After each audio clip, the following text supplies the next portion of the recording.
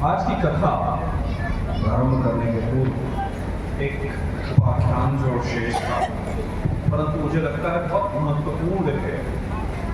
भागवत की कथा का अंग भी है और जीवन के प्रति सचेत करने वाला चैतन्यता। हमारे बड़े, हमारे सिद्ध पुरुष जिन्होंने ज्ञान को समझा, जिन्होंने जीवन को समझा, उन्होंने चैतन्यता पर जोर दिया। चैतन्य यानी अलर्टनेस, हर वक्त जागते रहना। अक्सर होता क्या है कि हम अपने जीवन में चैतन्य नहीं होते।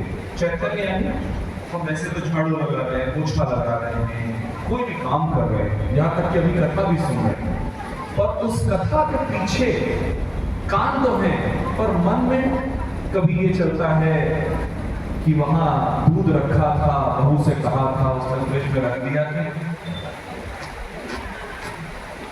पोते को आज रात में थोड़ी चादर उठा देंगे, नहीं तो ठंडी लग जाए। पुरुषों के लिए मोदी जी कुछ करते क्यों नहीं? पाकिस्तान के बारे में भैया जब तो पूजा करने बैठे हो तो मोदी जी की चिंता है। या अगर कांग्रेस के समर्थक है तो राहुल जी के समर्थन में कोई बोलता नहीं है। चैतन्यता क्या है? अलर्टनेस। हम हर वक्त जो काम करें, प्रयास ये होना चाहिए। प्रयास होता नहीं, पर प्रयास ये होना चाहिए कि हम उस काम को करते वक्त अपना सारा ध्यान, अपना सारा समर्पण उस काम में लगाएं।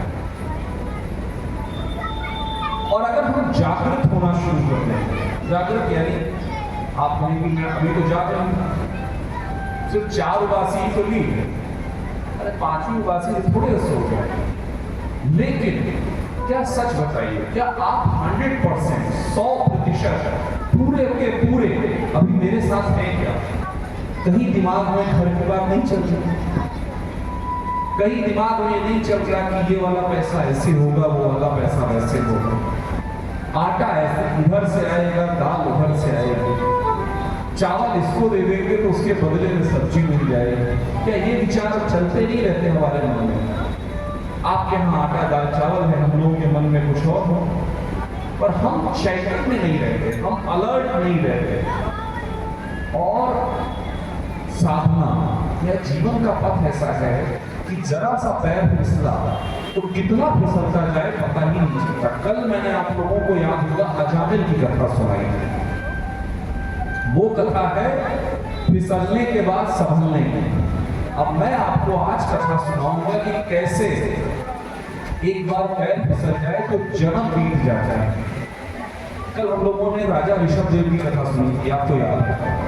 राजा ऋषभदेव के 100 पुत्र हुए, पर उनमें से जो सबसे योग्य थे राजा भरत, उनको उन्होंने शासन दे दिया।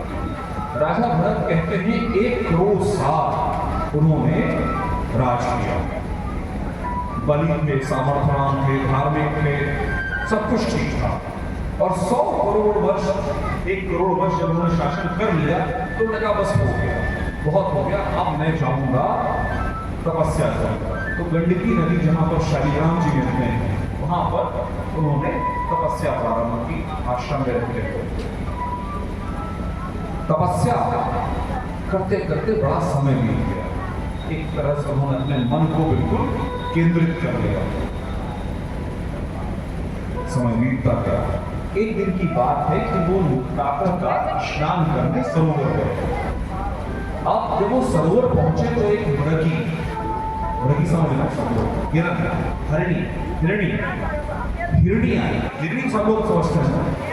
हिरणी आई और जो हिरणी थी वो गर्भवती थी। हिरणी जो थी वो गर्भवती थी। जैसे ही वो सरोवर में पानी पीने के लिए बढ़ी वैसे ही शेर आया और शेर ने बहुत जोर से घुर्राया और उस घुर्राहट को सुन के, उस आवाज को सुन के, उस रोर को सुन के उस जो हिरणी है उसका गर्भ पड़ा। पर चूंकि लगभग समय पूरा हो चुका था तो बच्चा जीवित ही बाहर आ गया और कूदी उछली तो बच्चा बाहर आ गया। वो आगे चली गई सरोवर में, सोचा पैर के पार कर लेंगे, लेकिन वहीं पर उसकी आगे जाकर उड़ गई। वो बच्चा बचाया गया। अब राजा भरत जो ऋषि भरत हो गए थे, उन्होंने सोचा ये बेचारा बच्चा है, इसका क्या होगा, मैं इसका ध्यान रखूं, मैं इसको बचा लूं। उत्तम विचार। पर कल हमने देखा था कि ये पतित विचार कैसे खींच ले जाता है। अब हम बात कर रहे हैं कि कैसे एक पुण्यात्मा का पुण्य विचार, सद्विचार यदि नियंत्रण में नहीं हो तो जीवन को कहां ले जाता है। अति सर्वत्र वर्जे, कल गोपाल भैया सुना रहे थे, अति का भला न बरसना, अति की भली न भूख, अति का भला न बोलना, अति की भली न चूक। तो अति की दया कब मोह में बदल जाती है पता ही नहीं चलता। तो उन्होंने दया की। उस हिरणी के बच्चे थे, उस हिरण, उस वृक्षावत बोलते हैं हम लोग। तो उस हिरणी के बच्चे को वो ले आए अपने आश्रम के पास। अब धीरे धीरे उन्होंने दूध पिलाया। अब दूध, अभी तक कंद से जीवन चल रहा था, अब दूध का इंतजाम हुआ। फिर दूध का इंतजाम हुआ तो थोड़ा थोड़ा कुछ खाने वाले का भी इंतजाम हुआ। फिर उस वृक्षावत की चिंता प्रारंभ हो गई। पहले कुछ दिन तो वहीं आसपास घूमता, फिर वो पूरे आश्रम में भटकने लगा।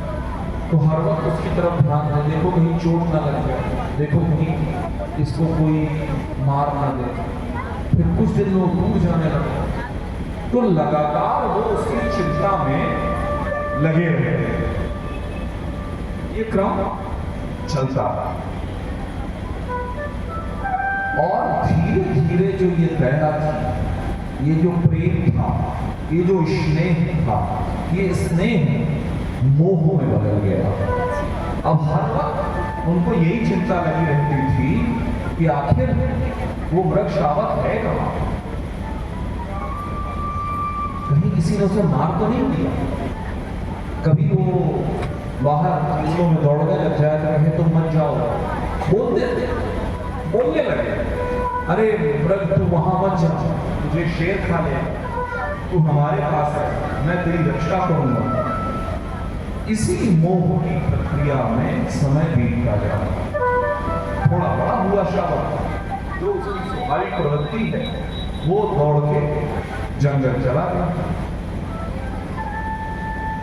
अब राजा भरत जो कुछ समय तक पहले तक ऋषि भरत थे, अब वो उस मृग के पिता भरत हो गए और मोह में रोने लगे। जैसे दशरथ जी राम जी के जाने पर रो रहे थे, वैसे ही वो रोने लगे और रोते रोते रोते रोते उन्होंने अपना प्राण त्याग दिया। अब जो भरत वैकुंठ के मार्ग पे थे, जो भरत मुक्ति के मार्ग पे थे, स्वाभाविक सी प्रक्रिया है, आपने कई बार सुना होगा, भगवत गीता में कई बार आता है कि मृत्यु के समय हमारा जो भाव होगा हम उसी भाव को पाते हैं और हमारा वही स्वरूप या अगला जन्म होगा। इसीलिए बड़े बूढ़े कहते हैं कि मौत के समय घर बार मत देखो, वरना वहीं अटके रह जाओ। लगातार भरत जी के मन में क्या चल रहा था? मृग मृग मृग मृग मृग मृग मृग।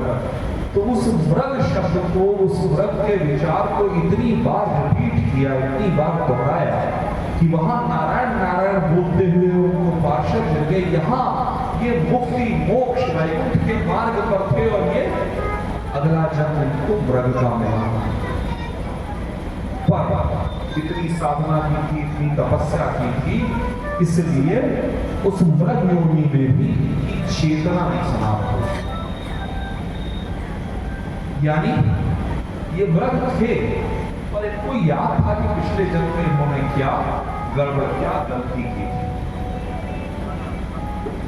इन्होंने एक नियम बना लिया, जैसे ही थोड़ा बड़े हुए एक कोने में रहते, किसी दूसरे मृग या मृगी की तरफ न देखना, न बात करना। अब इनको फेंका, कहते हैं वो दूध का जला छाछ भी फूक फूक के पीता है। तो मृग रूप में भी ये किसी मृग या मृगी से कोई संपर्क नहीं रखते और एक कोने में जितना बड़ी हुई घास वगैरह खा के उन्होंने जीवन काटा। इतना याद था कि पिछले जन्म में हम अंत में मृग स्वरूप का चिंतन करते रहे, इसलिए मृग हो गए। तो अंत समय में उन्होंने जब शरीर छूटने लगा तो उन्होंने वो सरोवर में प्रवेश कर गए और हरी हरी हरी हरी हरी हरी हरी हरी हरी बोलते हुए उन्होंने वो शरीर छोड़ दिया। हरि नाम प्रभाव और पूर्व जन्म के पुण्यों का प्रभाव कि ये एक वेद पाठी बड़े अच्छे ब्राह्मण के घर में जाते। उस ब्राह्मण की दो पत्नियां थी, ये उस पत्नी की छोटी पत्नी के इकलौते पुत्र। लेकिन जैसे ही थोड़े बड़े हुए वैसे ही पूर्व जन्म का जो ज्ञान था वो जागृत हो गया। इन्होंने कहा मैं अब किसी से बोलूंगा न बोलूंगा, न ध्यान दूंगा, न ध्यान करूंगा। जब बोलूंगा नहीं, ध्यान नहीं करूंगा तो अपने आप मेरा मन इन सब से दूर रहेगा। जब किसी से बात ही नहीं करूंगा तो वो कैसे होगा? तो ये बोलते नहीं, बहुत कम बोलना, किसी से कोई बात का जवाब नहीं देना। इनके पिता ने इनको कई बार वेद सिखाने का प्रयास किया। वेद पाठ के ब्राह्मण के पुत्र थे, इन्होंने सुनने से ही कहा वेदों का ज्ञान लौकिक यानी पुण्य प्रदान करने वाला, और लौकिक ज्ञान दूंगा तो मैं लौकिक चक्र में फंस जाऊंगा। मुझे इस बार हंसना ही नहीं है तो मैं बोलूंगा ही नहीं। जब ये बोलते नहीं थे, किसी से कुछ कहते नहीं थे, किसी से सुनते नहीं थे, तो लोगों ने इनको जड़ कहकर जड़ भरत कहना शुरू कर दिया। क्या कहा? जड़ भरत। अब धीरे धीरे शरीर बढ़ता गया, शरीर हष्टपुष्ट था, भोजन मिलता था तो शरीर हष्टपुष्ट था। घर वालों ने घर से निकाल दिया, फिर भी पुष्ट ये अधिकार था, ताकि मृत्यु के बाद अधिकार था, लेकिन नहीं, हमको किसी से कुछ नहीं बोलना। क्यों? क्योंकि आज मैं कहूँगा मेरा अधिकार तो ये घर मेरा है, तो फिर मेरे अंदर फिर से वही मेरा वाला भाव है। पहले उस मृग के चक्कर में मैं अटक गया था तो मृग बना था, अब इस घर के चक्कर में अटकूंगा तो क्या पता इसी घर में बड़ा राक्षस बन के बैठा। हम लोग इस कथा को आगे बढ़ाने पर 2 मिनट पहले एक चिंतन कीजिए।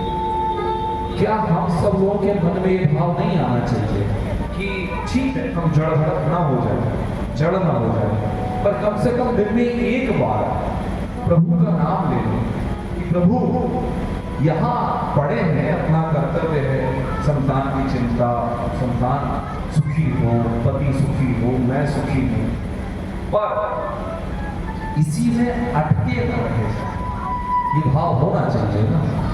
तो जड़ भरत जी को घर से निकाल दिया, अब जड़ भरत जी को घर से निकाल दिया तो बाहर रहा करते, बाहर रहें तो खाएं पिए, जो कुछ भी मिल जाए, जो दे दे उससे खाए, कोई उसमें भी स्वाद नहीं देखते। अगर स्वाद देखूंगा तो मैं स्वाद के फिर पड़ जाऊंगा, अच्छा मीठा बढ़िया मीठा भोजन। एक समय ऐसा आया कि किसी और ने इनके सगे भाई, जो सौतेले भाई जो थे, उनकी भूमि जो उनके पिता की भूमि थी, उसी में इनको मजदूर की तरह लगाया और ये सेवा करते रहे। इनके भाई आए कहे इनको हटा दो। इतना अपराध वो बचा था कि सगे भाई के साथ एक पिता के पुत्र ने कम से कम इनको इस काम पे नहीं लगाया तो उसको भोजन देने की जाता। जड़ भरत जी ने कभी इस बात की चिंता नहीं की कि लोग क्या सोचते हैं। ये प्रक्रिया आगे बढ़ रही थी। एक दिन इनको 10 डकैतों का एक समूह उठा लिया। उस डकैतों का जो सरदार था वो मां भद्रकाली को नरबली किया करता था। जब वो जड़ भरत जी को लेकर पहुंचा नरबली देने के लिए, तो हमारी मां भगवती को ये बलि देने योग्य प्राणी नहीं है। इतना सरल, इतना समर्पण। जड़ भरत जी ने कोई प्रतिरोध नहीं किया। उन्होंने जहां पर स्थान था वहां पर अपनी गर्दन रखनी थी। अच्छी बात और अच्छा है, जल्दी ये झंझट खत्म होगा, मैं आगे बढ़ूंगा। मां स्वयं प्रकट हुई और भगवती ने मां भद्रकाली स्वरूप में जितने दस्यु जितने डकैत थे सबका वध कर दिया, सबको मार दिया। जड़ भरत जी ने कहा आप भी कहा हमको अच्छा खासा काट रहे थे, हम सब हो जाते हैं। कहा नहीं, अभी तुमको कुछ और काम करना है। अभी तुमको एक राजा है वो प्रतीक्षा कर रहा है क्या है। ठीक है जो कहें आप। जड़ भरत जी उस जंगल से बाहर निकले, थोड़ा आगे बढ़े तो राजा का स्थान था जहाँ पे पालकी ढोई जाने वाली। पालकी आपको समझता है कंधे पे टांगते हैं, इसमें 2-4 लोग इधर लगते हैं, 2-4 लोग इधर लगते हैं और बीच में आकर बैठते हैं। तो वहां पर एक कहार कम पड़ गया। तो सैनिकों ने देखा कि ये हट मजबूत आदमी, इनको उठा के ले चलो।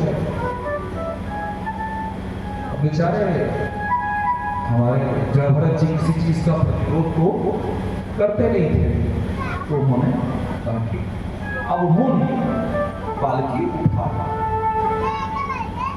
पालकी जैसे ही उन्होंने उठाई वो चलने लगे। लेकिन जड़ भरत जी का एक नियम था, वो किसी प्राणी का वर्णन तो वो नीचे देखकर चलते थे कि कहीं कोई कीट पतंग मेरे पैर से दब न जाए।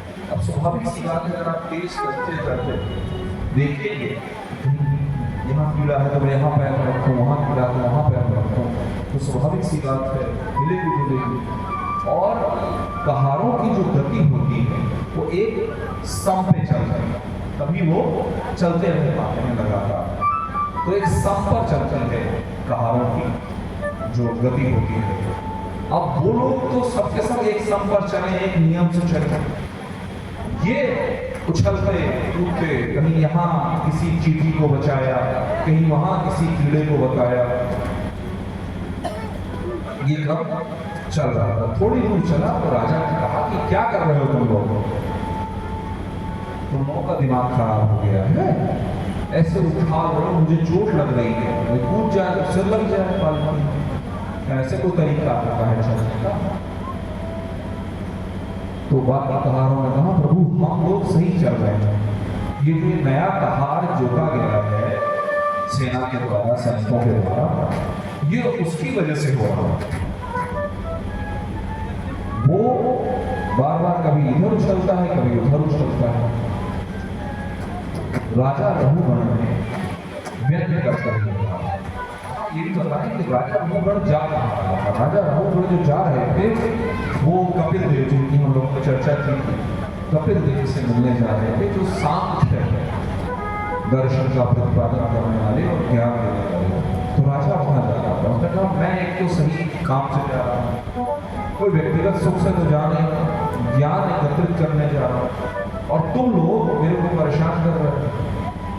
तो राजा ने वो भला बुरा कहा। जड़ भरत जी ने उन सारी बातों को बिल्कुल इग्नोर किया। ओम इग्नोराय जैसा हम लोगों को आयु बीतने के साथ अपने जीवन में करना चाहिए। कम से कम बातों का ध्यान देना चाहिए। हमारे परिवार में क्या हो रहा है उससे बहुत ज्यादा दखल नहीं देना चाहिए। हम लोग ये बात कई बार कर चुके हैं। वानप्रस्थ में धृतराष्ट्र महोदय को विदुर जी ने यही कहा ना कि जो चीजें आवश्यक नहीं हो उनको ध्यान मत दो, और अब उम्र हो गई है परिवार के टेंटों में तो बिल्कुल मत पड़ो। तो हमारे जड़भरत जी ने भी पूरी बातों को इग्नोर कर दिया। थोड़ी देर फिर चले तो अब की बार राजा रघुगण को गुस्सा आ गया। वो पालकी से उतरा, उसने कहा कि तुमको समझ में नहीं आता, तुम देख के क्यों नहीं चलते हो? क्या राजा, मैं देख के ही तो चल रहा हूं। क्या मतलब? मैं देख के चलता हूँ कि कोई कीड़ा, कोई मकोड़ा, कोई पतंगा, कोई चींटी मेरे पैरों के नीचे ना आ जाए। प्रभु तब तक उन्होंने अपने शरीर पे यज्ञ को भी धारण कर रखा था। तो राजा ने कहा कि प्रभु आप लगता है ब्राह्मण, और जिस तरह से आप बात कर रहे हैं लगता है आप किसी वैदिक कुल से। जड़भरत जी ने उत्तर दिया, राजा ये शरीर किसी भी कुल का हो, पर आत्मा तो जो तुम्हारी है वही मेरी है। हमने और तुमने कोई भेद नहीं है। अब राजा को लगा कि मामला वो नहीं है जो दिख रहा है। तो एक एक करके, आप लोगों को बोर नहीं करूंगा, एक एक करके राजा ने कई सारे आत्मा परमात्मा जीवन से जुड़े हुए प्रश्न पूछे, और जड़भरत जी सिर्फ वैराग्य स्वरूप उत्पन्न हुई ज्ञान बुद्धि से उसका जवाब देते चले गए। अंततः राजा रघुगण ने समझा ये कोई सिद्ध पुरुष, को प्रणाम किया और उनको विदा कर दिया। वो अपने आश्रम उनको बना के दिया, उन्हीं पर उन्होंने जीवन काटा और चले गए। जो महत्वपूर्ण बात मैं आप लोगों को फिर से ध्यान दिलाना चाहता हूँ कि देखिए कहाँ एक तरफ अजामिल है जिसने अपने जीवन भर गलत कार्य किए, लेकिन मृत्यु के समय प्रभु नाम लेने के कारण सदगति पा गए। और कहा महाराज भरत ने जो मृत्यु के समय मोह में पड़ने के कारण बहुत थोड़ा सा समय रहा, कहा 1 करोड़ वर्ष का शासन, उसके बाद सैकड़ों वर्षों की तपस्या और बहुत थोड़ा समय उस व्रत के साथ। व्रत का जीवन ही कितना 3, 4, 5, 6 साल का, और उस व्रत के जीवन ने उनका जीवन बदल दिया। तो सोचिएगा जरूर जब आप किसी अपने के मोह में पड़िएगा। भक्तजनों, आगे बढ़ने इसके पहले मेरी इच्छा है कि मैं आप लोगों को भगवान के 24 अवतारों के बारे में बताऊं, क्योंकि अधिकतर लोग दशावतार को सुनते हैं तो प्रभु के जो अन्य अवतार हैं उनके बारे में नहीं मालूम, तो संक्षिप्त में रहेगा। लेकिन मेरा ऐसा मत है कि एक बार आप लोग सुन लें। प्रभु के उन नामों को लेने का भी एक अपना महत्व है। तो प्रभु का जो प्रथम अवतार है, जो ब्रह्मा जी के मानस पुत्र हुए, जिन्हें संतालिक ऋषि कहा गया, सनक, सनंदन, सनातन और सनत कुमार, ये चारों के चारों जो हैं ये नारायण अवतार माने जाते हैं। ये बाल रूप में थे, तभी इनसे कहा ब्रह्मा जी ने कि आप सृष्टि बढ़ाइए, तो उन्होंने सृष्टि बढ़ाने से इंतजार कर दिया कि हम प्रभु रूप में सिर्फ ध्यान और कीर्तन और भजन ही करेंगे अपने पूरे जीवन में। ब्रह्मा जी क्रोधित हो गए तो उन्होंने उनको श्राप दिया कि आप हमेशा बच्चे बड़े हो गए, बहुत अच्छा, बच्चे बड़े रहेंगे तो काम नहीं सताएगा, बच्चों को क्या काम और क्या मन का। तो पहला जो अवतार हुआ वो हुआ संकालिक ऋषि, दूसरा अवतार हुआ वराह अवतार। सृष्टि जब रसातल में चली गई तो वहां से वराह रूप में प्रभु लेकर आया। इसके बाद तीसरा अवतार जो हुआ वो नारद जी का हुआ, वो नारद जी जिनकी हम लोगों ने कथा सुनी। इसके बाद चौथा अवतार जो हुआ वो धर्म की पत्नी मूर्ति के गर्भ से नर और नारायण का, नर और नारायण अवतार ने तपस्या की बद्रिकाश्रम में। प्रभु महादेव भोलेनाथ सदाशिव का दर्शन किया। उन्हीं की प्रार्थना पे महादेव सदाशिव केदारनाथ में स्थापित हुए और कालांतर में वही नर नारायण कृष्ण और अर्जुन बने। इसके बाद पांचवें अवतार के रूप में कपिल देव के रूप में, जिनकी हम लोगों ने चर्चा की, जिन्होंने अपनी माता जी को सांख्य दर्शन का ज्ञान दिया। इसके बाद छठवें अवतार के रूप में अनुसुईया के वर मांगने पर वो दत्तात्रेय स्वरूप में। इसके बाद प्रहलाद जी की रक्षा के लिए प्रभु किस रूप में प्रकट हुए? इस रूप में नरसिंह प्रहलाद जी की रक्षा करने। इसके बाद सातवें अवतार रूप में यज्ञ देव के रूप में प्रभु उत्पन्न हुए। इसके बाद आठवां अवतार ऋषभ देव का हुआ, जिनकी चर्चा हम लोगों ने की थी, जिन्होंने अवधूत मार्ग करना किया। अवधूत मार्ग यानी वो वस्त्र नहीं पहनते थे, वो भूमि पर पैर देखकर चलते थे, वो किसी तरह की हिंसा के विरोध करते थे। उन्होंने अवधूत मार्ग स्वीकार किया। ऐसा ऋषभ देव के रूप में उनका अवतार हुआ। उसके बाद राजा पृथु के रूप में प्रभु का अगला अवतार हुआ, जिसकी हम लोगों ने चर्चा की कि आपको याद होगा। धरती को उन्होंने गाय के रूप में दुहा और उनकी संतान पुत्री के नाम से पृथ्वी कहलाई। ये धरती पृथ्वी कहलाई। अगला अवतार मत्स्य अवतार हुआ, जहां उन्होंने वैवस्वत स्वरूप की रक्षा की। इसके बाद अगला अवतार कूर्म अवतार हुआ, जिसके ऊपर मंत्राचल रखा गया। फिर मोहिनी रूप में प्रभु आए। इसके बाद धनवंतरी रूप में आए, जब उन्होंने समाज को, जगत को अमृत प्रदान किया। इसके बाद प्रभु वामन अवतार में आए। इसके बाद प्रभु दैत्यराज बलि के घर में जब वो गए तो उन्होंने 3 पद में, 2 पद में सारी भूलोक मान लिया और 1 पद में राजा बलि को मुक्त किया। इसके बाद परशुराम अवतार हुआ, जहां पे उन्होंने पापी क्षत्रियों का वध किया। फिर उसके बाद व्यासा अवतार हुआ, फिर राम अवतार हुआ, जिसकी कथा हम सब लोग जानते हैं। फिर श्री कृष्ण जी और बलराम जी के रूप में प्रभु अवतरित हुए। इसके अलावा कलयुग के पहले 2 और अवतार माने जाते हैं, हंस अवतार और हयग्रीव अवतार। ऐसा हमारे ग्रंथों में स्पष्ट रूप से लिखा हुआ है कि कलयुग में बुद्ध अवतार हुआ। तो आज सुबह जब चर्चा हो रही थी संजय जी के यहाँ, तो मैंने इस बात को बार बार कहा और आप सब लोग भी इस बात को मन में बिठाएं कि यदि कोई आपसे कहता है कि बौद्ध कोई अलग धर्म है और आपको वो धर्म स्वीकार करना चाहिए, तो आप उसको बताइएगा तुमको नहीं मालूम बुद्ध हमारे ही अवतार है। तो नारायण के अवतार हुए तो आप ही के तो पूज्य हुए। तो बुद्ध नारायण अवतार ही हुए, जिन्होंने हिंसा से लोगों को चित किया। अब जब कलयुग अपने चरम पर होगा, तब कानिकुब्ज नगर में कलकी अवतार होगा, जो इस कलयुग का दमन करेगा। भक्तों, जीवन में सत्संग का भाव,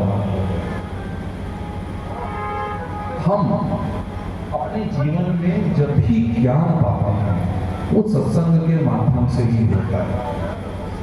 जो घड़ी जाए सत्संग में जीवन लाभ सोए, सुत दारा और लक्ष्मी पापी के हो। हमारे को जिसे कहते हैं man is a social animal, यानी वो अंग्रेज जो क्रिश्चियंस हैं वो कहते हैं कि इंसान, मानव एक जानवर है। काफी हद तक वो गलत नहीं है, क्योंकि उनके यहाँ जो इंसान है वो वाकई में जानवर है। क्योंकि उसके पास संस्कार है। हमको जानवरों से जो अलग करता है, क्योंकि बाकी सब तो वो भी वही करते हैं, खाते हैं, मलत्याग करते हैं, बच्चे पैदा करते हैं, अपने बच्चों के लिए लड़ते हैं, सभी जानवर ये करते हैं। पर सत्संग उनके लिए बहुत दुर्लभ है। क्यों खत्म हुए है कि सत्संग दुर्लभ है कि नहीं? इसीलिए प्रद्युम्न भैया को बीच में टोकते रहते हैं कि हमसे सत्संग करते रहते हैं। अपने फोन भूल न जाए कि हम भी हैं, है ना? ज्ञान कहाँ से आता है? हमको मानव जो बनाता है वो है हमारे षोडश संस्कार। षोडश संस्कार गर्भाधान से लेकर मृत्यु के समय तक 16 संस्कारों की बात करते हैं। उन 16 संस्कारों के मूल में जो है वो है सत्संग, वो है ज्ञान। किस चीज का ज्ञान? प्रभु नाम के भजन का ज्ञान। क्यों प्रद्युम्न भैया, है ना? तो थोड़ी देर हम लोग भी प्रभु नाम संकीर्तन करें।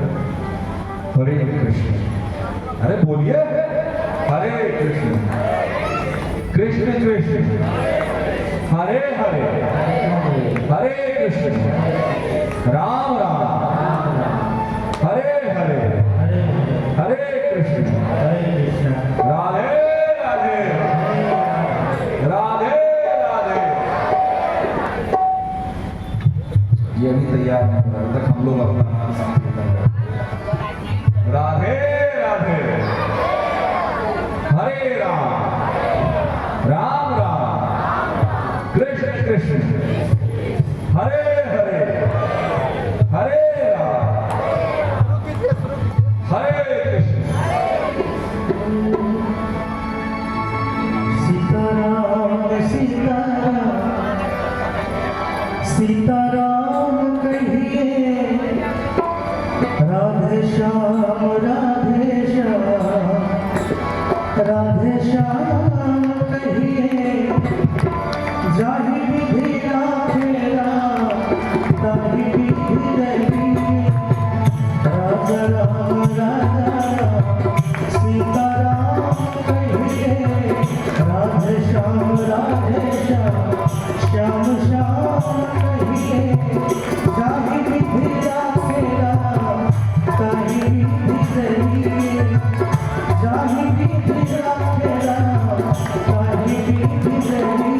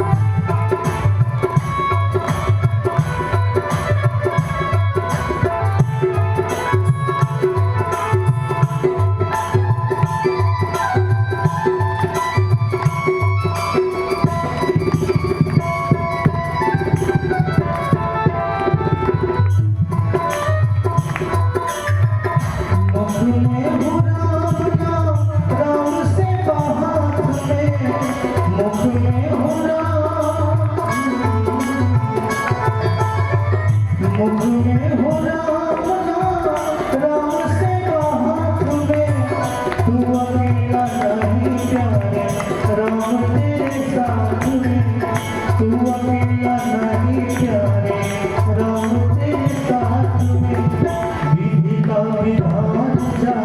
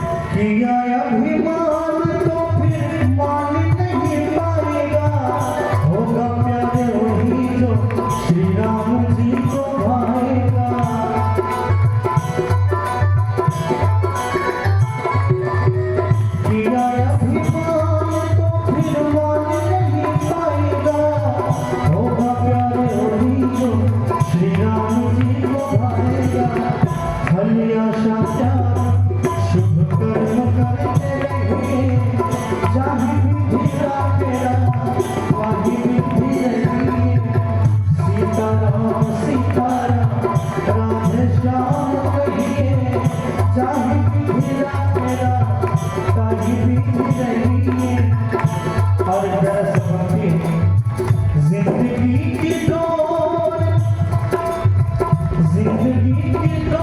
सो हाथ की दौलत के महलों में राखे चाहे झोपड़ी में पास से महलों में राखे चाहे झोपड़ी में पास से धन्यवाद मेरी बात राम राम कहिए धन्यवाद मेरी बात श्याम श्याम कहिए जाहि विधि का मेरा ताहि विधि रहिए जाहि विधि का मेरा ताहि विधि रहिए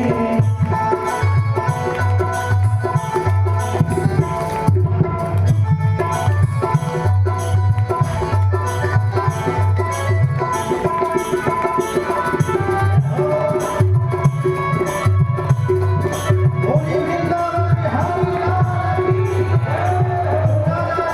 चंद्र भगवान की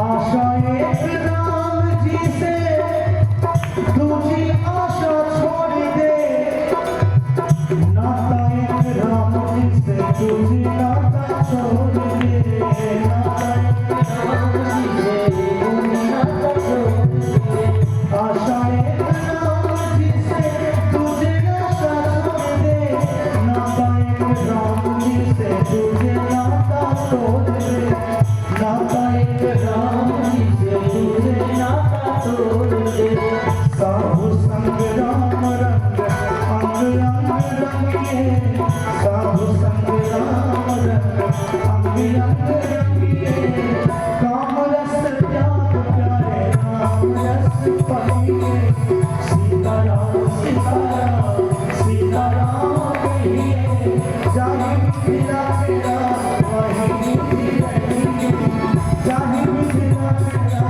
ताहि विधि रहिए जाहि विधि राखेला ताहि विधि रहिए जाहि विधि राखेला ताहि विधि रहिए जाहि विधि राखेला ताहि विधि रहिए बोलिए आनंद कंद भगवान की राधे राधे राधे भक्तजनों, प्रेम यदि किसी से करना है तो उससे करो। एक छोटी सी कथा आपको सुनाया, बड़ी प्यारी सी थी। एक बार एक संत, वास्तविक संत, वो वाले नहीं जो कपड़ा लगाया थे, किसी से बहुत बोलते जाते नहीं थे, अपना मस्ती में मस्त रहते थे। एक बार की बात है कि वो आगे बढ़ रहे थे, स्नान करने गए, ठंडी का समय था, स्नान करने गए और स्नान करके लौट रहे थे। स्नान करके लौट रहे थे, ठंडक लग रही थी। उन्होंने देखा कि हम लोग, आपको याद होगा पुराने समय में हलवाई भट्टी जलाया करते थे। पुरानी शायद आप लोगों के अभी हम देखिए, हम लोगों के यहाँ भट्टी नहीं चलती, लोग गैस जलाया, हमारे यहाँ भट्टी नहीं चलती। पुराने समय की बात है, भट्टी चल रही थी। जब भट्टी चल रही थी तो उन्होंने तापना शुरू कर दिया। हलवाई ने देखा कि महाराज जी हैं, संत बेचारे ठंडी से आ रहे हैं, तो उनको थोड़ा सा गरम गरम दूध दे दिया। महाराज जी ने कहा, बड़ी कृपा प्रभु आपका, बड़ी कृपा प्रभु आपका, धन्यवाद जो आपने मुझे ये प्रसाद दिया। थोड़ा आगे बढ़े, वो आगे जा रहे थे, पीछे पीछे एक कपल आ रहा था, न्यूली मैरिड कपल, अंग्रेजी वाला कपल, हिंदी वाला कपल यानी पति पत्नी, जो अभी नई नई शादी होती है। नई नई शादी होती है तो पीरियड थोड़ा ज़्यादा होता है ना, हनीमून पीरियड। क्यों गोपाल भाई?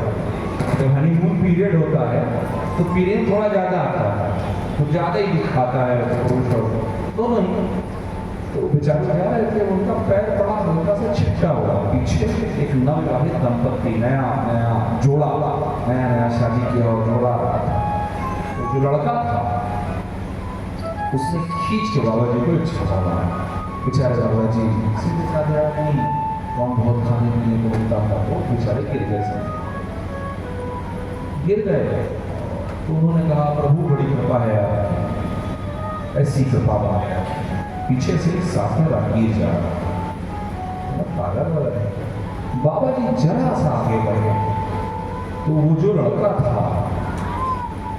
टीचर था क्या था पता नहीं, उसका पैर स्लिप हो गया और पैर ऐसा स्लिप हुआ कि वो हाथ के बल गिरा और हाथ टूट गया, सिर में पत्थर लग गया, सिर फट गया और वो बेहोश जैसा हुआ।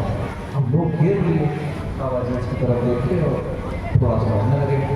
फिर वो राहगीर था जिसने पूरी कहानी देखी, उसने कहा रुको बाबा जी, तुम तंत्र मंत्र जानते हो ना, तुम तंत्र मंत्र किए?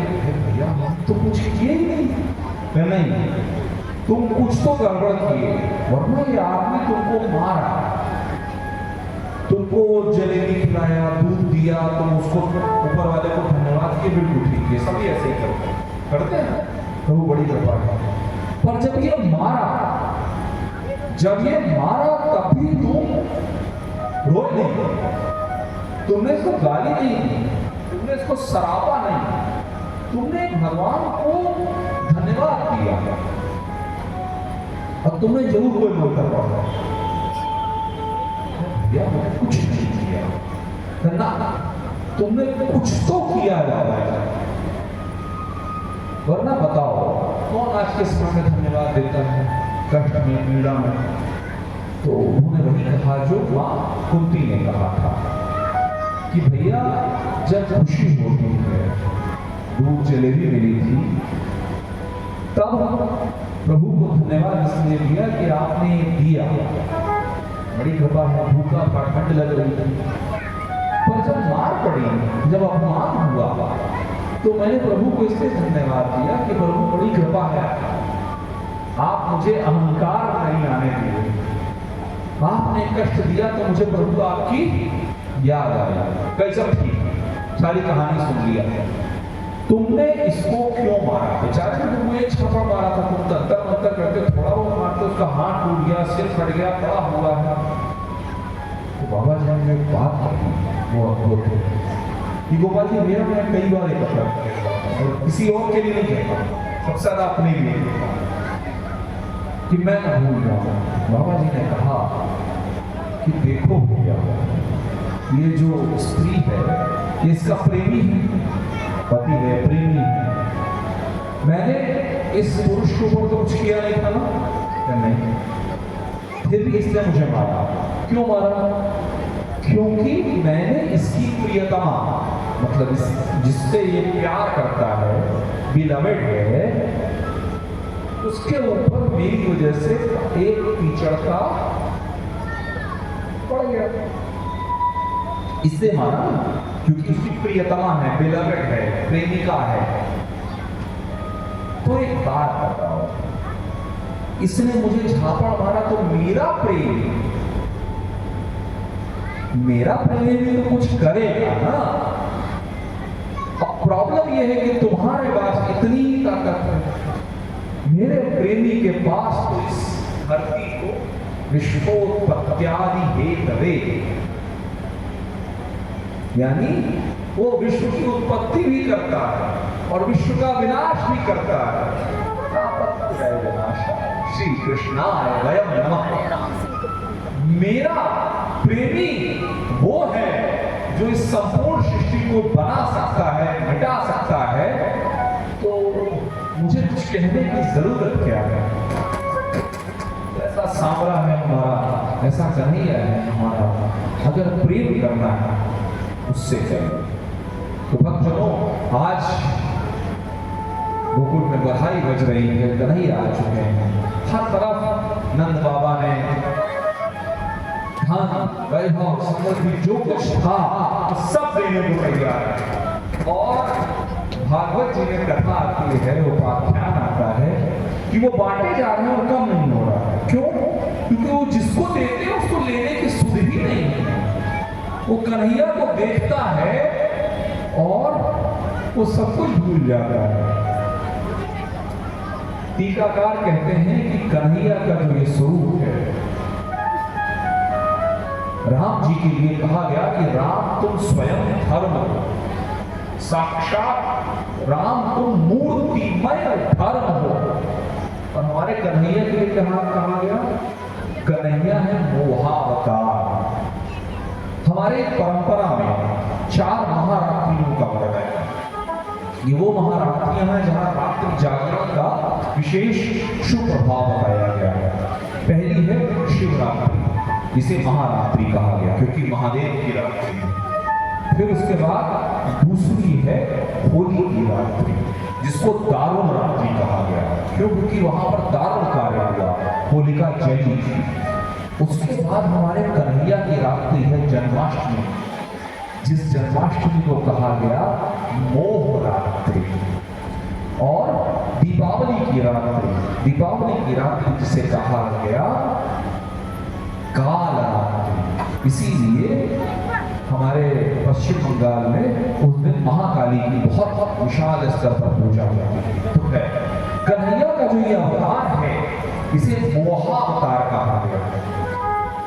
कहते हैं कि कुछ टीकाकारों ने कहा कि महाभारत में जब कन्हैया पीस के लिए गए, शांति दूत बनकर गए, तो दुर्योधन ने उनकी तरफ देखा नहीं।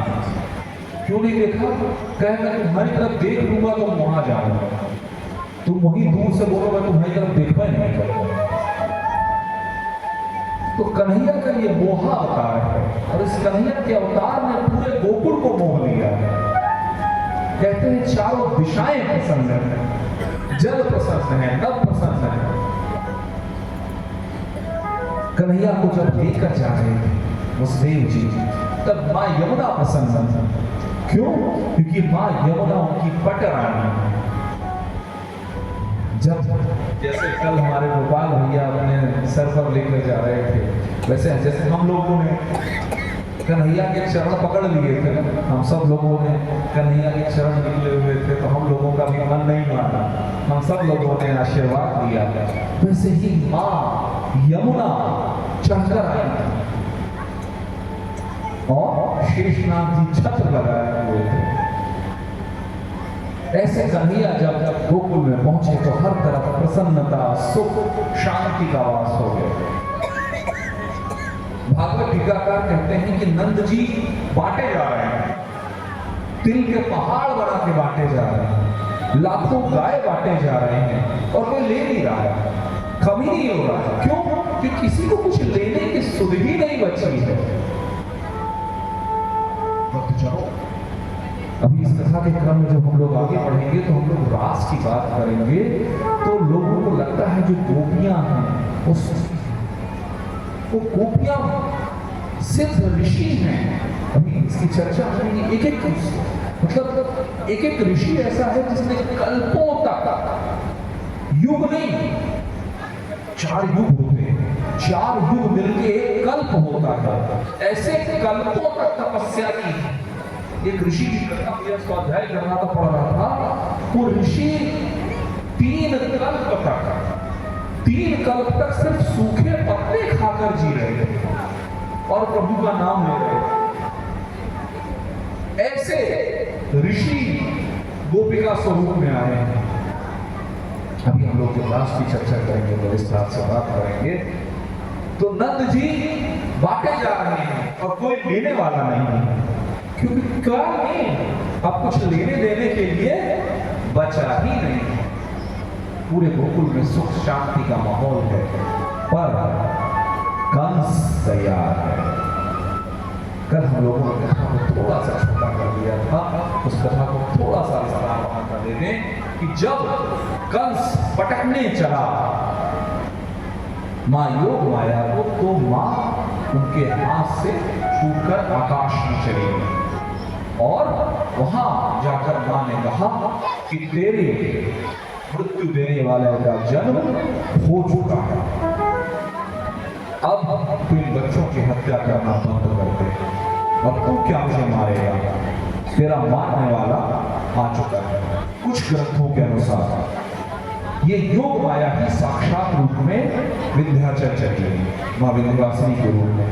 इसीलिए जो शक्ति के उपासक हैं वो कहते हैं कि जितने बाकी शक्तिपीठ हैं बाकी सब सारे शक्तिपीठ मुर्दा हैं।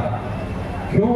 क्योंकि वहां मां सती के मृत शव के अंश गिरे हैं और विंध्याचल में साक्षात जीवित मां योग माया है। ऐसा मां विंध्यवासिनी के भक्त कहते हैं और शायद सही कहते हैं। ये क्रम आगे बढ़ रहा था। कंस को पता चल गया तो कंस ने पूतना को भेजा।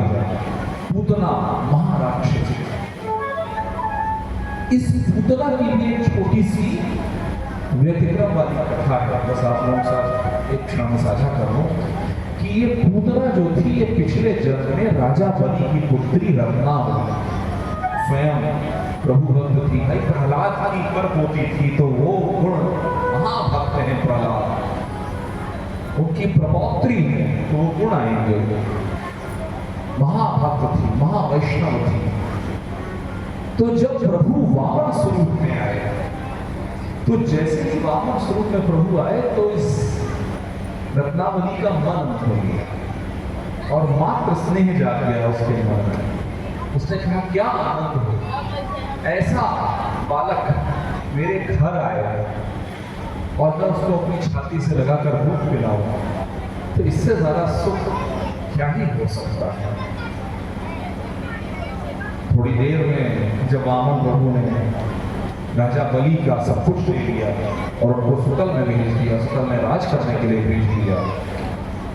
बच्चा बाटी, अभी तुमको भी एक साथ सबको रसातल में भेज दें, वहीं बैठो, मैं खोद के बैठा देगा, बिल्कुल चुप।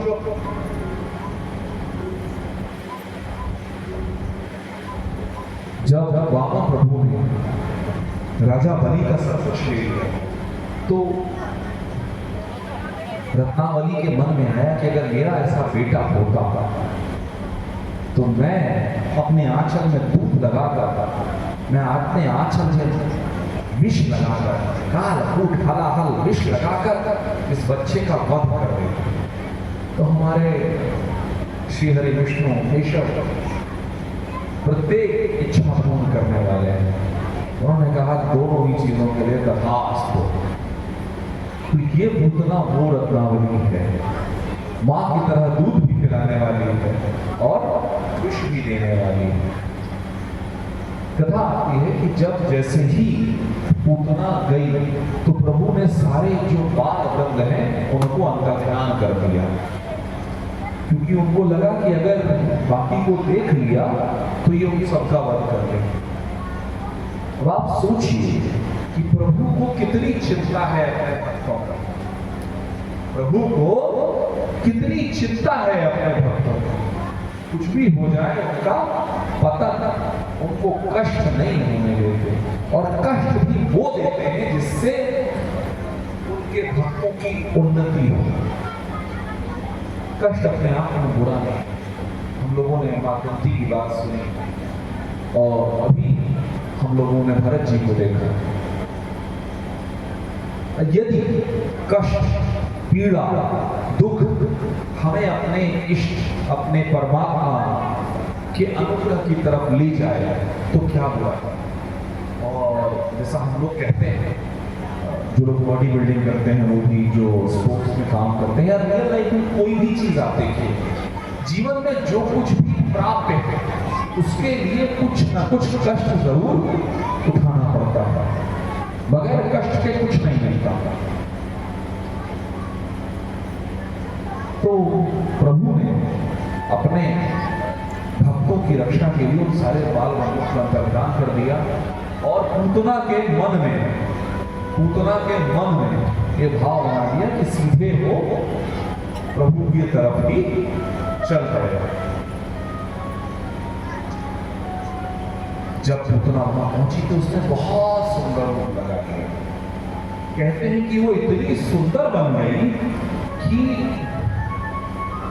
मां यशोदा, मां रोहिणी और बाकी जितनी भी वहां पर गोपिकाएं थी उसके सौंदर्य में मुग्ध हो गए। अच्छा, आजकल भी देखो आप कि जो महिला प्राकृतिक रूप से सुंदर हो कम सुंदर लगती है और वो जो मेकअप करवा के आती है वो ज्यादा शाइन मारती है।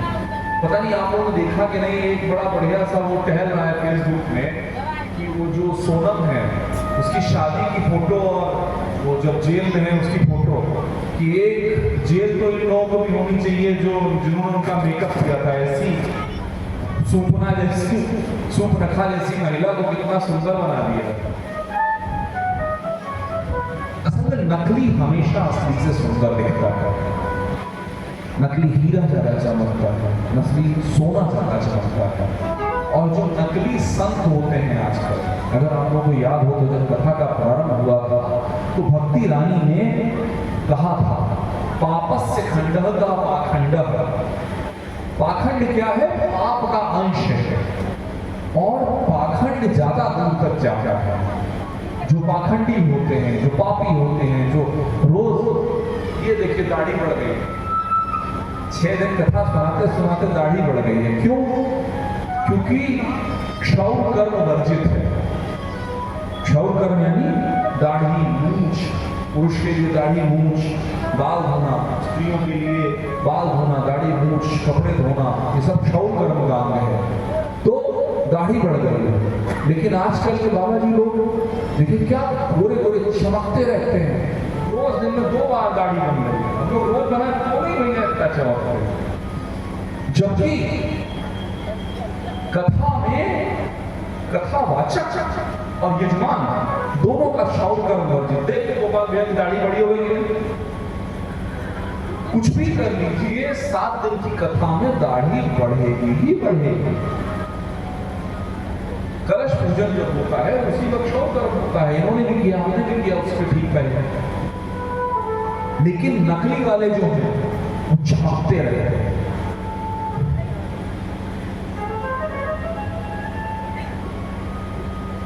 पर वो नहीं जानते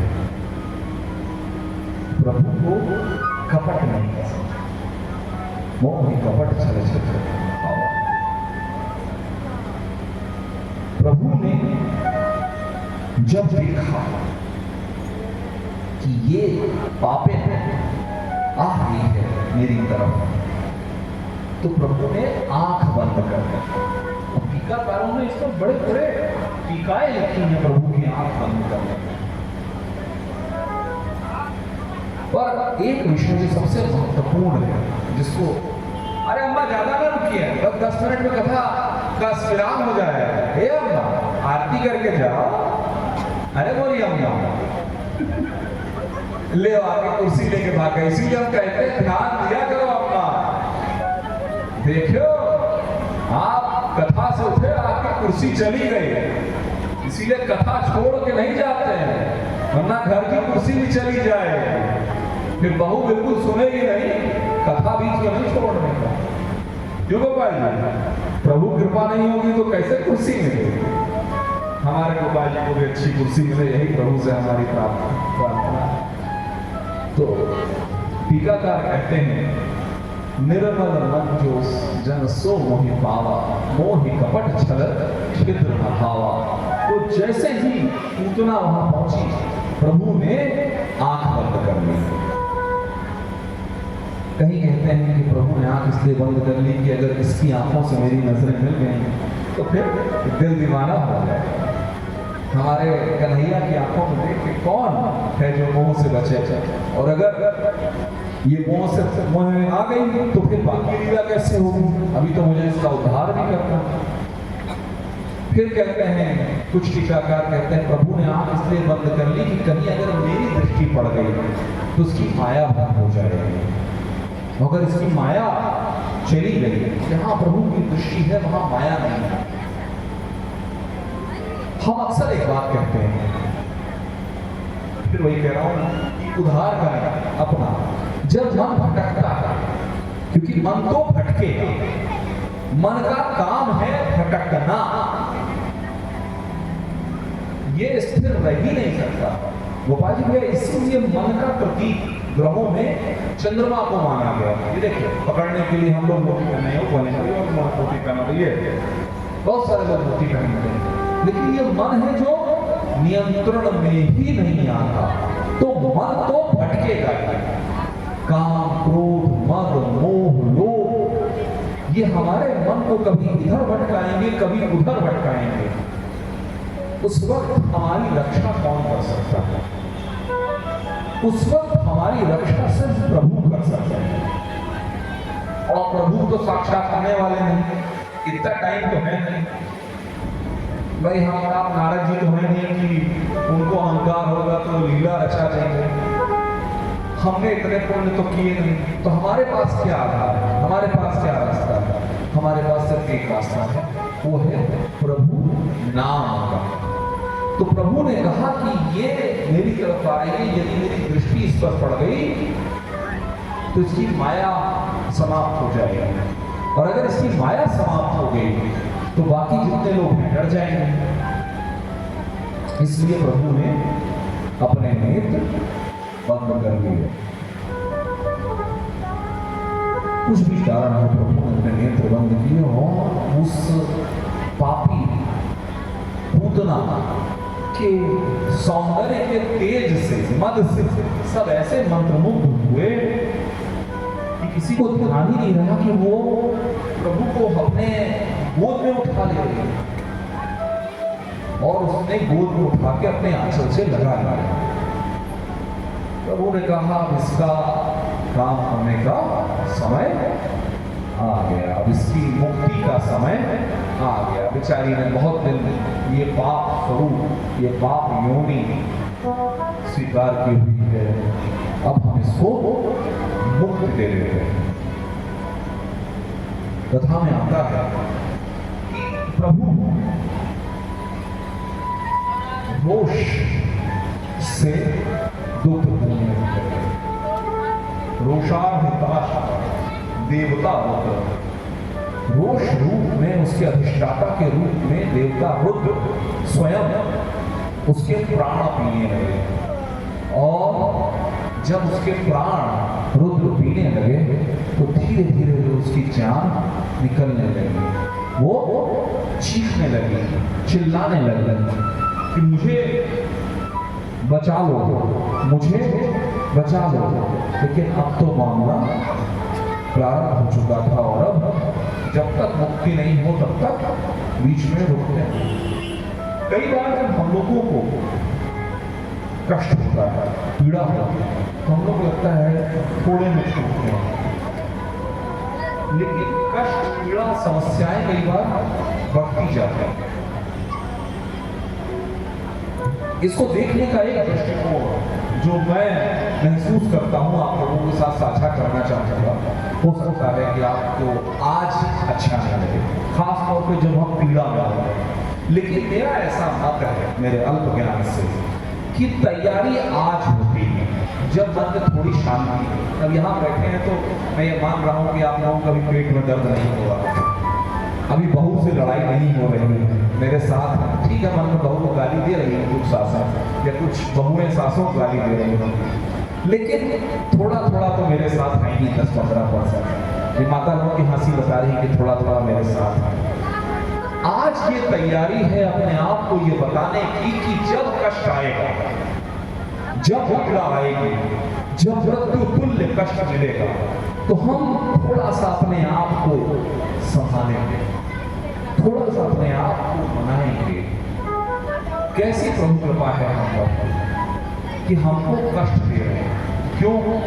क्योंकि हमको जब कष्ट दे रहे हैं तो यानी हमारे पापों को धो रहे हैं, स्वच्छ कर रहे हैं, और पापों का फल तो हमको भुगतना ही पड़ेगा। तो जब पापों का फल भुगतना ही है तो आज ही भुगत लो। हम आप लोगों से साझा करें, बस हमको बस 15 मिनट और दे दीजिए, बस 15 मिनट हमारे साथ और रह लीजिए, फिर आज का भजन आ जाएगा। तो तुम मेरे तैयार नहीं, बस 15 मिनट हमको, माता लोग इस कथा क्रम को तोड़ना नहीं चाहते, बस 15 मिनट हमको दे दीजिए। हमारी ज्योतिष की गुरु मतलब है, अब उनसे पढ़ता है, वो कहा करती थी आशुतोष जी, लोग जब समस्या में आते हैं, लोग जब पीड़ादायक महादशा अंतरदशा में आते हैं, सबसे पहले वो उपाय मांगते हैं। पर मैं कभी, भाई एक चीज समझ लीजिए, ये स्पष्ट समझ लीजिए, ऐसा नहीं होता कि ज्योतिषी को कष्ट नहीं होता। कष्ट, पीड़ा, समस्याएं शनि की 7.5, शनि की भैया, राहु सबको लगता है। उन्होंने कहा कि मैं उपाय नहीं करती, कोई उपाय नहीं, शनि जी को तेल चढ़ाना, दिया जलाना, कुछ नहीं। हाँ, भक्ति वाले उपाय, चाहे वो सुंदरकांड हो, चाहे वो हनुमान चालीसा हो, चाहे इष्ट का मंत्र हो, चाहे वो भगवत नाम संकीर्तन हो, वो करते हैं। लेकिन ये वाले उपाय ग्रह वाले नहीं करते। क्यों? क्योंकि आज प्रकृति ने ये समय चुना है मुझे ये कष्ट, ये पीड़ा देने का। इस उम्र में मैं झेल लूंगी तो झेल लूंगी, आज मैं उपाय करके इसको टाल दूंगी और 20 साल बाद आएगा तब मैं कैसे इसको काटूंगा। तो भक्तजनों, प्रभु ने निर्णय किया कि आज इस पूतना की मुक्ति का समय है। कथा में कहते हैं कि जब पूतना का विशाल शरीर विशाल होता गया और एक समय आया जब प्रभु ने उसके सारे प्राण रुद्र रूप में खींच लिए तो वो आराम से पृथ्वी पर गिरी। कन्हैया उसके आंचल में लेटे हुए हैं, खेल रहे हैं। अभी तो बाल लीलाएं चल रही हैं।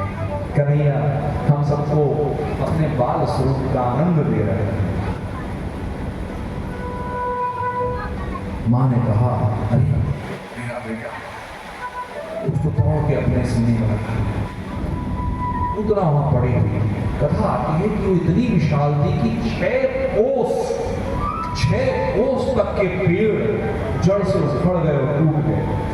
लेकिन इस कथा में जब अंत आता है बड़ा सुंदर है। प्रद्युम्न भैया तैयार रहिएगा सुंदरता के लिए।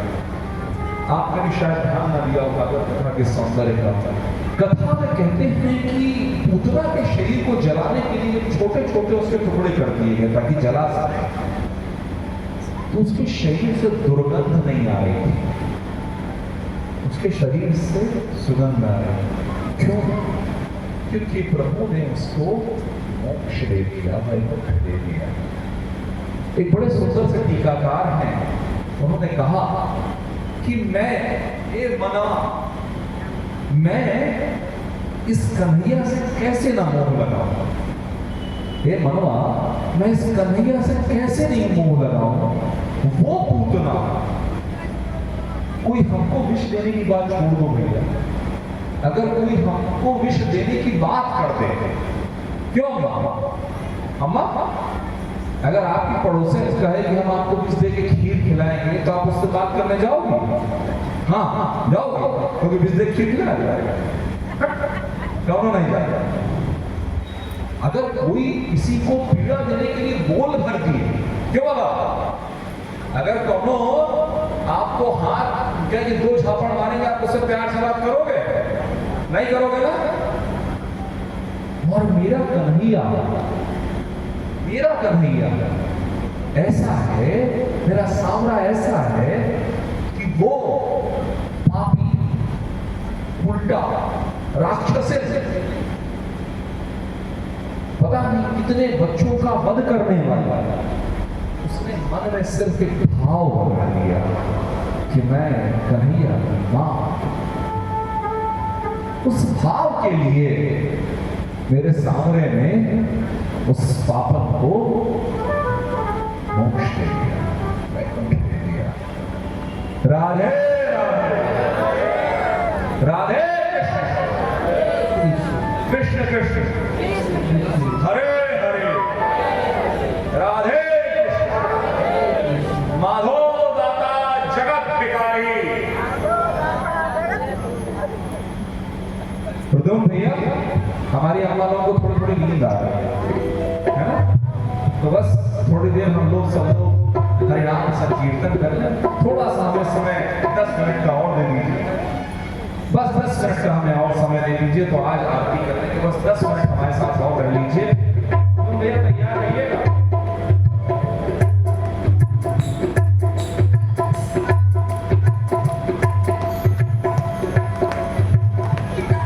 यहाँ लगता है लोग जल्दी सो जाते हैं, लेकिन कल तो कोई नहीं सो रहा। आज भी कोई नहीं सो रहा। अच्छा, अभी तो बस ये दवाई की तरह थोड़ा देर में रोकते हैं। अम्मा भाग रही थी इसलिए हमको लगा मैं भाग रहा।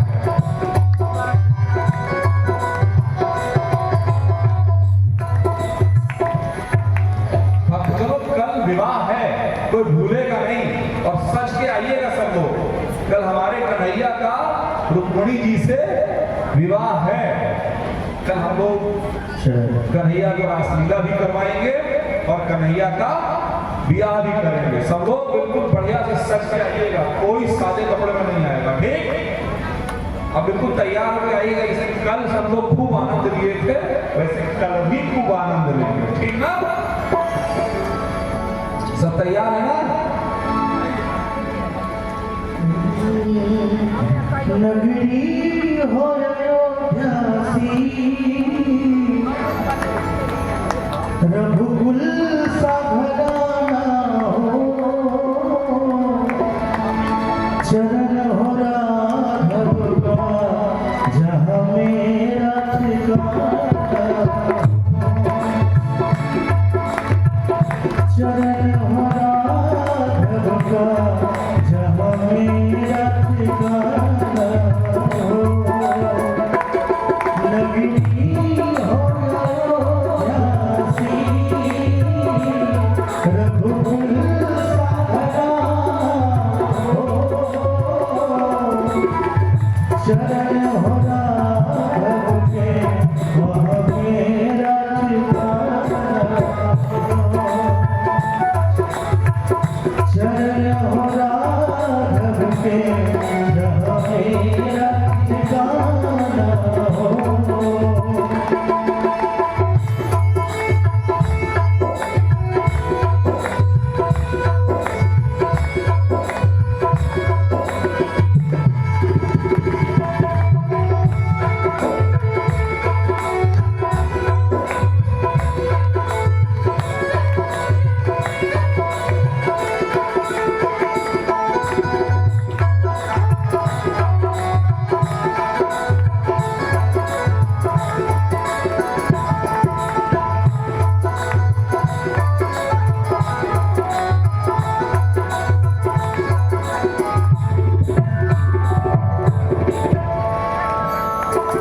लक्ष्मण सा भाई हो, कौशल्या माई हो, लक्ष्मण सा भाई हो, कौशल्या माई हो, स्वामी हो तुम जैसा मेरा रघुराई हो। नगरी हो अयोध्यासी, रघुकुल सा घराना हो, चरण हो राघव का वहाँ मेरा ठिकाना हो, चरण हो राघव का वहाँ मेरा ठिकाना हो।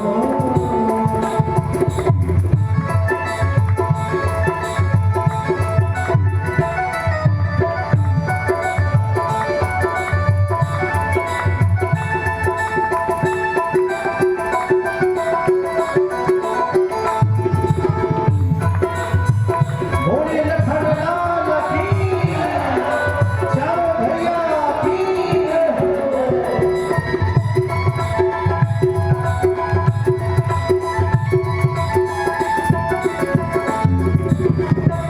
हो त्याग भरत जैसा,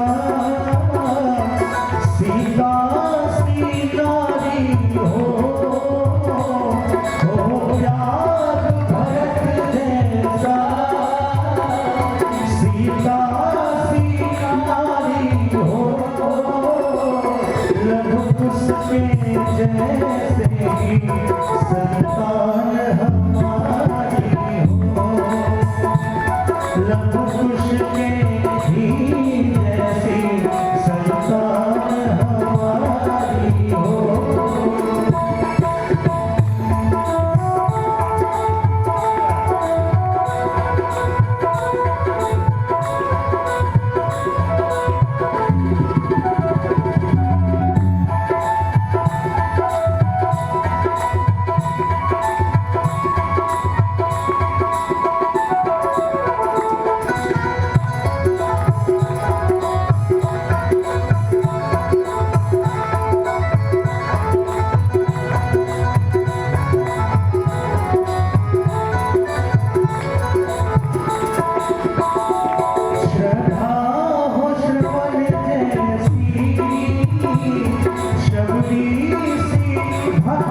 हो श्रद्धा हो श्रवण जैसी शबरी सी भक्ति हो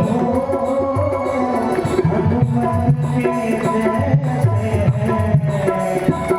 निष्ठार शक्ति हो हनुमत के जैसे ही निष्ठार शक्ति हो नगरी हो या तो घासी रघुकुल सा घराना हो हरे चरण राघव के वह मेरा ठिकाना हो शरण राघव के वह मेरा ठिकाना हो शरण राघव के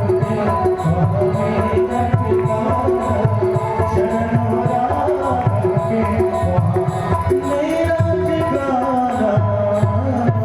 बोले राजा रामचंद्र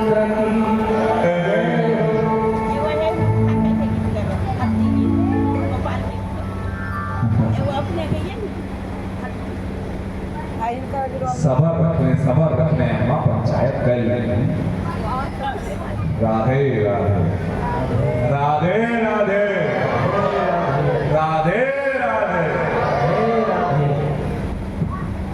कन्हैया ने पूतना का उद्धार किया और हम सब लोगों को संदेश दिया कि यदि हम एक क्षण के लिए प्रयास करें तो हमारा सावरा हमारा कन्हैया उस जैसा जो मित्र ही नहीं, उस जैसा सखा ही नहीं, उस जैसा प्रेमी ही नहीं है, उस जैसा पति ही नहीं, उस जैसी संतान ही नहीं। हालांकि एक बात मैं इस व्यासपीठ से बड़े दायित्व के साथ कहना चाहूंगा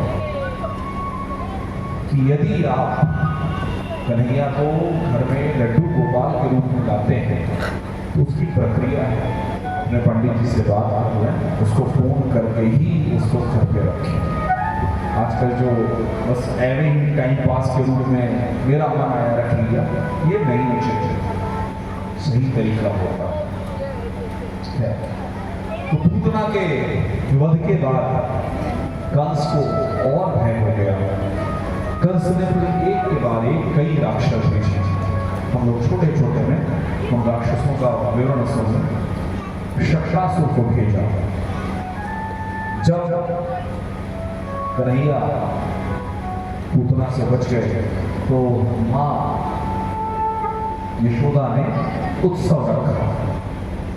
उस उत्सव में सबके सब लोग नाचने गाने लगे।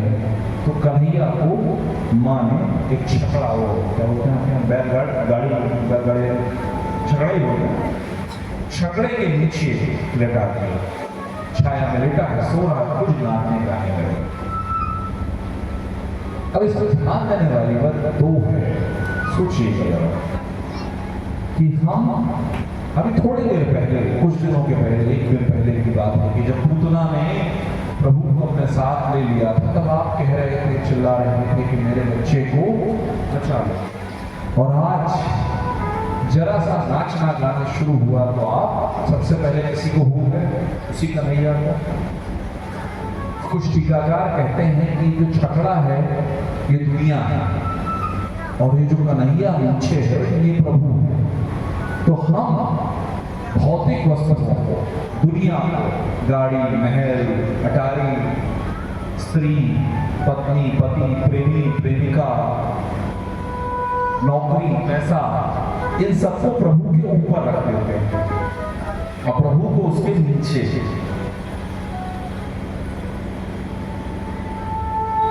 और फिर क्या होता है?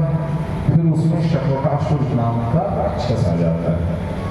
ये जो शक्रासुर था ये हिरण्याक्ष याद है सब लोगों को, प्रहलाद का ताऊ या प्रहलाद का चाचा, जिसने वराह भगवान को ललकारा।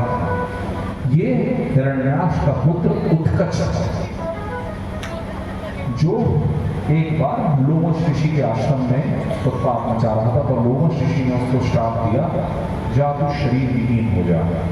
तो वो शरीर विहीन तो था लेकिन वजनी था, तो उसने सोचा, उसको यही काम मिला था कि लोगों को मारना पीटना, असुर स्वरूप में था, इतने सालों से था। तो उसका था कि मैं छकड़ा जो है इसी पर बैठूंगा, इसी स्वरूप में आ जाऊंगा और दबा के कन्हैया को बंद कर दूंगा। कन्हैया तो कन्हैया है, कन्हैया ने खेलते हुए 1 लाख मारी और छकड़ा। तो यदि हम उस जो विचार की परंपरा श्रृंखला है इसको थोड़ा आगे बढ़ाएं, तो जीवन ही ऐसा है। हम कहते हैं कि ये मेरी स्त्री है, वो मेरा प्रेमी है, ये मेरी प्रेमिका है, ये मेरा घर है, ये मेरी गाड़ी है, और एक दिन काल स्वरूप परमात्मा आते हैं और 1 लाख मारते हैं।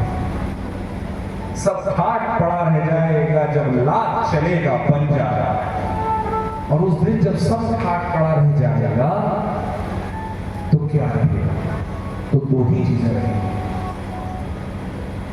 या तो आपने प्रभु नाम का संकीर्तन किया है जो पुण्य वो रहेगा, और या आपने जो इस सारे ठाठ को बनाने के लिए, इस ठाठ बाट को बनाने के लिए आपने जितने कुकर्म किए, जिस जिस को धोखा दिया, जिस जिस के पीठ में खंजर भोंका, जिस जिस को कष्ट दिया, उसके श्राप, उसकी बददुआएं। हमारे बड़े कहा करते थे, हमारे दादा, हम अपनी बात करते हैं, हमने सुना कि बेटा सब कुछ ले लेना बच्चा, किसी की बददुआ। आज के समय लोग सबसे ज्यादा बददुआ ही इकट्ठा करते हैं। अपने परिवारजनों को धोखा देने में एक बार सोचते तक नहीं। जब काल समान प्रभु लात मारेंगे इस ठाट बाट के झगड़े को, तो कौन बचाएगा? इसके टुकड़े टुकड़े हो जाएंगे। माँ ने वो उठा लिया, प्रेम से पकड़ लिया, अरे मेरा बच्चा। कथा का कदम आगे बढ़ता है। कंस ने एक और राक्षस होगा, तृणावर्त, जो कि बॉन्डर रूप में होता था। प्रभु को पता चल गया, तो प्रभु ने अपने शरीर को भारी कर दिया। माँ गोद में लिए हुई थी, माँ ने, तो प्रभु ने सोचा कि अगर माँ मुझे पकड़े रहेगी तो मैं इस रावण का वध कैसे करूंगा? इसका भी काम अब पूरा होने का समय आ गया है। बहुत दिन बेचारा ये भी पाप रूप में रहने दिया। तो प्रभु ने अपना शरीर भारी कर दिया। जब शरीर भारी कर दिया तो माँ ने सोचा हो गया, कुछ रख देते हैं थोड़ी देर के लिए, हम क्या करें। अब भागवत जी में आता है कि तृणावर्त जब आया तो चारों तरफ तम का अंधकार है। तृणावर्त जो है ये रज और तम का है। जब हमारे जीवन में तम आता है, जब हमारे जीवन में रज आता है, चंचलता, लोभ, क्रोध, वासना, जड़ता, निद्रा, प्रमाद, आलस्य, तो हम सबसे पहले किसको नीचे रखते हैं?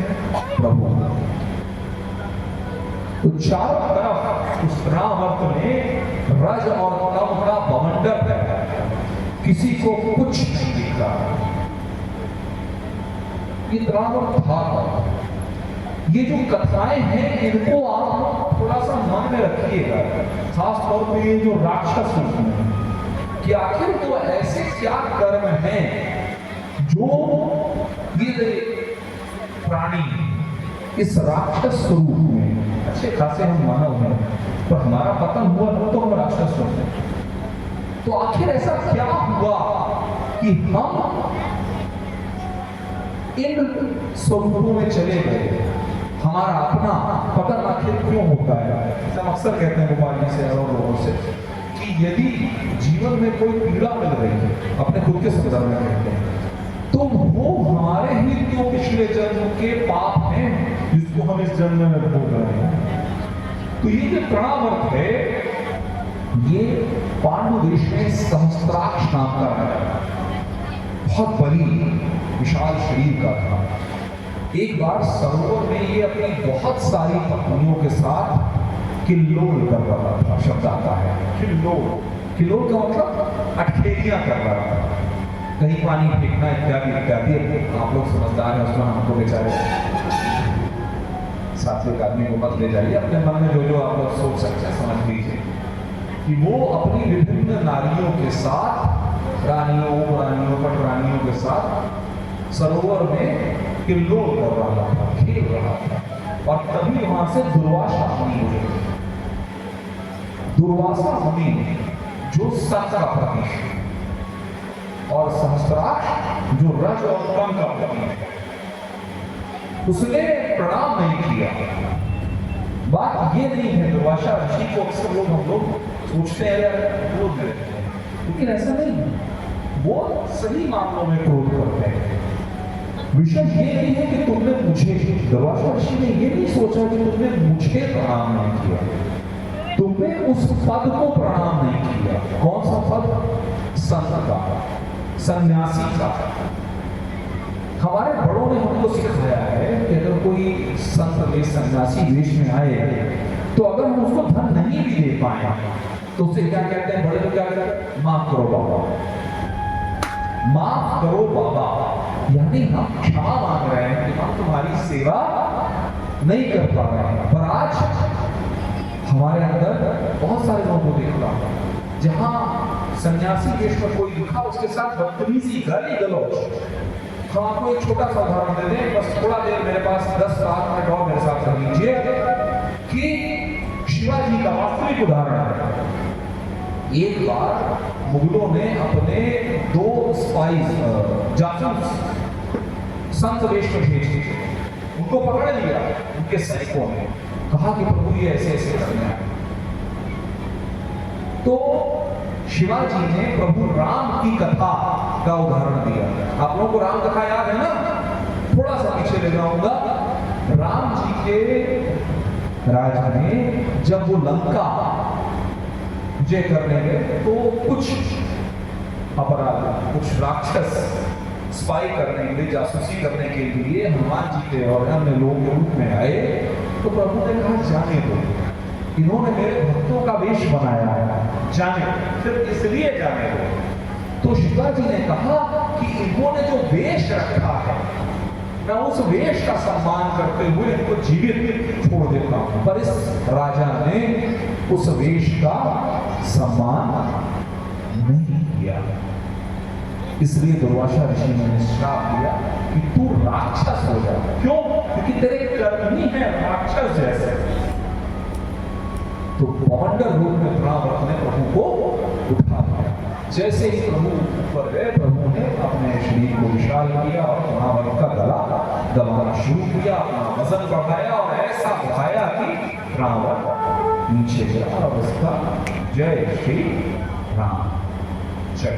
आज की कथा को हम विराम देते हैं, लेकिन 2 चीज बता दें कि कल हमारे कन्हैया का ब्याह है।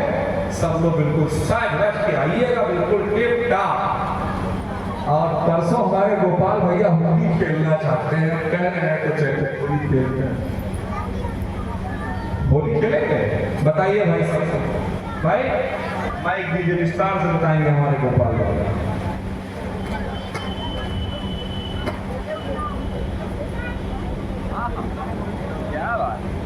अरे वाह, गोपाल भैया भजन सुनाएंगे। हेलो जी, 7 दिवसीय यह कथा आज 5वां दिन है। तो